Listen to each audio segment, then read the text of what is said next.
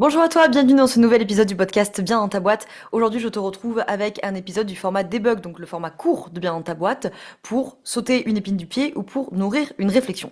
Aujourd'hui, on va être plutôt dans le premier cas, comme tu l'as probablement vu dans le titre d'ailleurs, puisqu'on va être sur 6 conseils pour lutter contre la solitude quand on entreprend, puisque évidemment, la solitude c'est un problème très courant des entrepreneurs, que ce soit de la solitude physique ou de la solitude plutôt émotionnelle, ou les deux, parce que la plupart du temps c'est les deux, et notamment pour celles et ceux qui travaillent à la maison, puisque j'imagine que vous êtes beaucoup, c'est mon cas en tout cas, et que j'imagine que vous êtes beaucoup, vous aussi, à être beaucoup chez vous, voire exclusivement chez vous, ou en tout cas on n'est pas forcément associé avec quelqu'un, on n'a pas forcément une équipe, on n'a pas forcément des copains qui entreprennent avec lesquels travailler tous les jours, etc. Bref, la thématique de la solitude, ça revient souvent.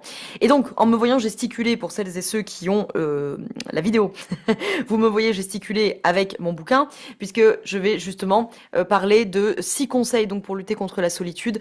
Je parle de la question de la solitude dans le bouquin, donc je le montre face caméra pour celles et ceux qui ont la vidéo sous le nez. Mon livre donc transforme ta vie d'entrepreneur. On a 18 thématiques répertoriées.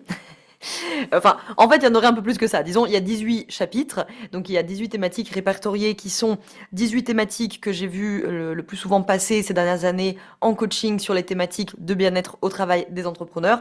Mais c'est vrai qu'à l'intérieur de ces chapitres, on évoque aussi plusieurs sujets. Donc en fait, on évoque un peu plus que ça, notamment la question de la solitude. Qui est évoquée dans la troisième partie, donc la troisième partie qui concerne d'entreprendre avec ses émotions. Okay. Donc pour celles et ceux qui ont déjà le bouquin sous le nez, je suis page 119. Pour celles et ceux qui veulent l'avoir sous le nez en même temps, pour celles et ceux qui n'ont pas encore le livre et qui souhaitent se le procurer, on te met tous les liens dans la description pour l'avoir. Okay. Donc c'est toujours évidemment ce qui est formidable avec les bouquins, c'est que ça permet d'avoir accès à, là en l'occurrence, quasiment 6 ans de pratique des questions entrepreneuriales pour évidemment un tarif beaucoup plus accessible, bien entendu, que du coaching ou que de la formation en ligne. Donc, dans ce que j'ai répertorié comme conseil sur ces questions de la solitude. Donc, on va être dans un épisode très pratico-pratique, ça fait longtemps que j'en ai pas fait. Hein. Vous constaterez quand même que sur ce podcast, ça faisait un bail que j'avais pas fait un épisode du type 5 conseils pour 3 astuces, machin. Ça faisait un bail. Je me suis dit, il était grand temps, je sais que vous les aimez bien, ces épisodes très concrets, très pratico-pratiques. Bref, j'arrête de parler. C'est censé être un épisode court, Laura. Court, on a dit. Cap clair. 1. Premier conseil, première astuce, première possibilité, c'est de se constituer un réseau d'entrepreneurs pour faire croître son business, mais aussi son moral, n'est-ce pas? Donc, on peut participer, bien entendu, à des soirées réseautage.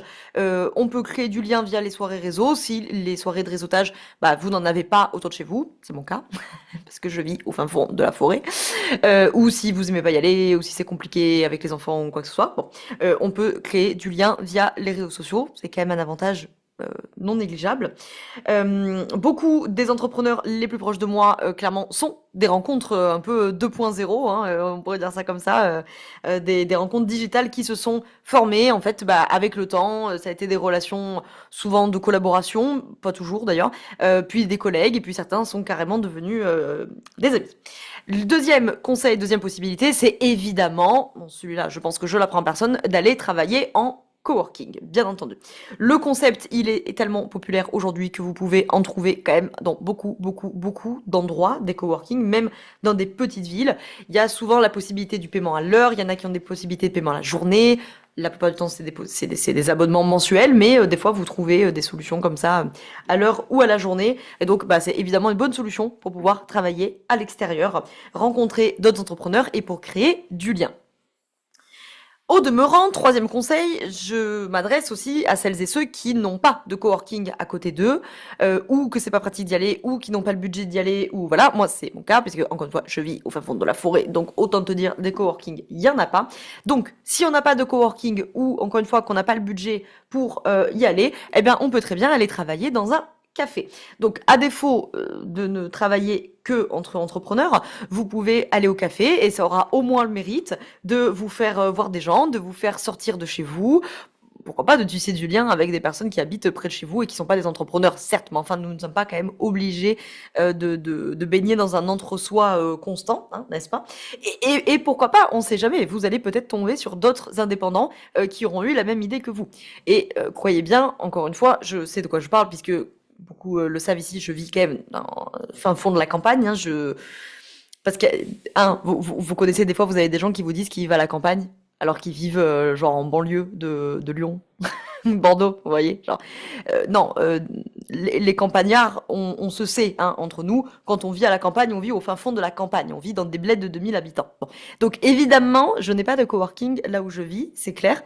Et, clairement, j'ai pas, quoique là, ça a changé depuis 2 mois, mais jusqu'ici, les 4 dernières années, il n'y avait pas un café où tu allais boire ton matcha ou ton chai, ou c'est pas l'ambiance. Ok, tu vas bosser au PMU.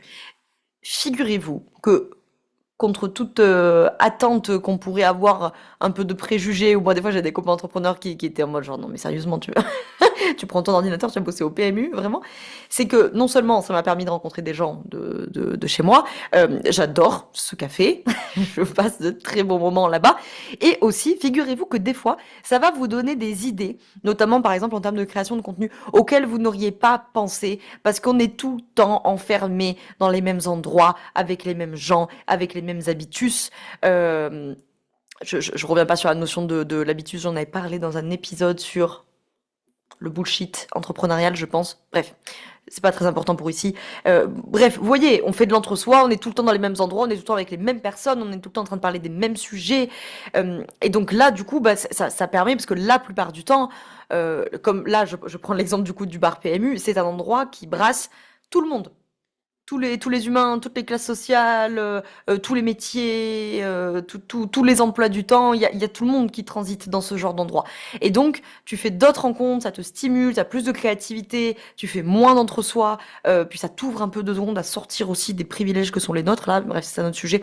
Et ça peut te donner aussi beaucoup d'idées. Et pourquoi pas, moi ça m'est arrivé plein de fois, d'avoir des échanges sur mon métier avec des collègues du coup qui sont, je sais pas moi, qui sont maçons, qui sont boulangers, qui sont paysagistes, que sais-je, mais qui du coup apportent un regard qui, bah, par définition, auquel toi tu n'aurais pas pensé, puisqu'ils arrivent évidemment avec une autre lecture.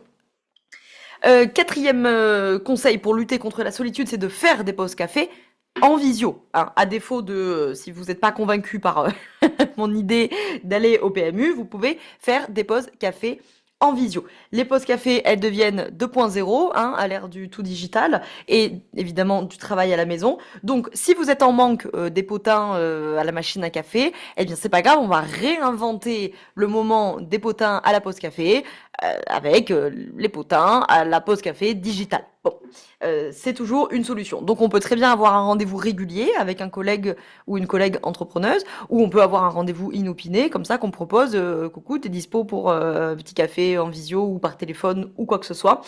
Ça fait un peu respirer, ça fait une pause dans la journée, ça fait échanger. Oui, c'est pas la même chose que discuter avec des humains en vrai, mais c'est toujours mieux que d'être seul tout le temps. Je sais plus où j'en suis de ma liste, cinquième conseil pour lutter contre la solitude.